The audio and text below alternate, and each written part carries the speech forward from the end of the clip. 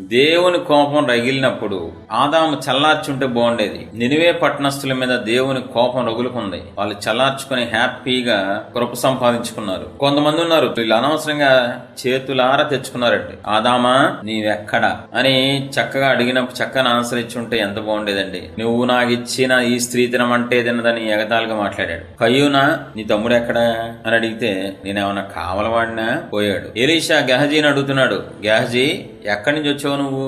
అబే నేను ఎక్కడి నుంచి రాలేదు బాబు, రోజు ఇక్కడే మంచి నాడడానికి వెళ్ళాడు అన్నాడు. గెహజీ ఒప్పుకొని ఉంటే బాగుండేది. నయమాను కలవడానికి వెళ్ళినప్పుడు నా మనసు నీతో కూడా రాలేదా? నయమానుకు పోయింది నీకు వస్తుంది పో అంటే పుష్టి వచ్చేసింది. అననీయా సపీరాని దేవుని సేవకుడు అడుగుతున్నాడు, ఇంతకే అమ్మారా? అవును, ఎస్ ఇంతకే అమ్మాము, పోయారు. చూడండి ఈ ఎగ్జాంపుల్ జాగ్రత్తగా గుర్తుపెట్టుకోండి. ఆదామైనా, కయ్యూనైనా, సౌలైనా, గెహజీ అయినా, అననీయా సపీరా అయినా వీళ్ళు దేవునితో, దేవుని ఆత్మ కలిగిన దైవజనులతో